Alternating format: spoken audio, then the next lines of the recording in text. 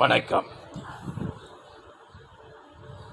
பிரபஞ்சம் ஞானம் வெட்டவெளி அப்படின்னு நல்லா தான் போயிட்டுருக்காங்க, நல்லா பேசுகிறாங்க. ஆனால் அவங்களுடைய ரூபம் கடைசியில் மாயையில் சிக்கிக் கொள்கிறார். மாய பின்பத்தில், மாய தோற்றத்தில் சிக்கிக் கொள்கிறார்கள். அந்த மாயையை கடக்க முடியவில்லை. அது மாயையை கடந்தால் தான் பரவொளியை அடைய முடியும். இப்போ ஒரு பேர் சொல்ல விரும்பலை, ஒருவர் இருக்கிறார், நல்லா ஜோராக பேசுகிறார்.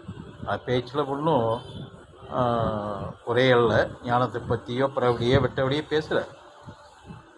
நல்லா தான் போயிட்டு இருந்தது, பேச்சு அருமையாக இருந்தது.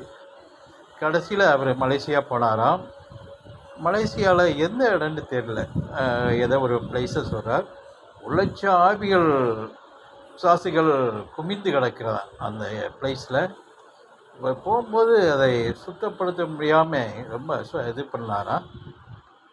அதை பண்ணினா அது வீட்டில் ஆவி இருந்தது. அதை பண்ணும்போது தூக்கி குப்புற அடிச்சிருச்சு. வேற ஆளாக இருந்தால் செத்து போயிருப்பாங்க, என்னையே தூக்கி குப்புற அடிச்சிருச்சுங்க. அது ஒரு ஞானியாக இருந்தால், ஞானியுடைய நிலையில் சித்தனோ ஞானியோ நிச்சயமாக அந்த ஆவியும் பூதமோ பேயோ ஒன்றும் பண்ணாது, கிட்டே வராது.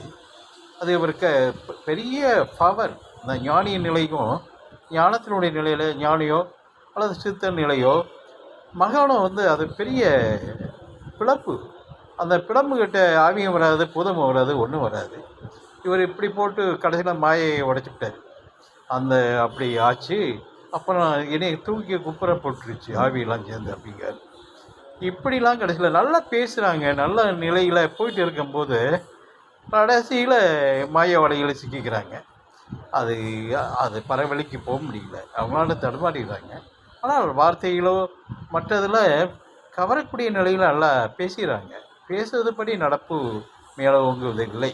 அதில் தான் நிறைய பேர் சரிகிறது. அது யூடியூப்பில் ஆடியன் பார்த்தேன், அவருடைய இதையும் நான் பார்த்துருக்கேன்.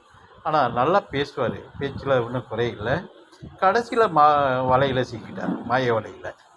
அதனால் ஞானியினுடைய நிலை எப்படிப்பட்டதுன்னா, ஞானத்திலேயோ ஞானியினுடைய நிலையிலையோ பிரபஞ்சத்தினுடைய நிலையில் 7வது சக்கரத்தினுடைய நிலையில், அந்த நிலையில் போனவங்க பரவலியை தொட்டவங்க எப்படி இருக்காங்கன்னா, அவங்களுடைய பவர் நிலையே வேறு. அவங்கக்கிட்ட எந்த பூதமும் வராது, பேயும் வராது, இறையாகவே நிற்கும், இறையோடு ஐக்கியப்பட்டதாக இருக்கும். இதுதான் உண்மை. அதனால் இப்படிப்பட்ட பொய்ப்புலம்பலை விட்டு விடுங்கள், ஞானத்தை தேடுங்கள், மாயையை விடுங்கள்.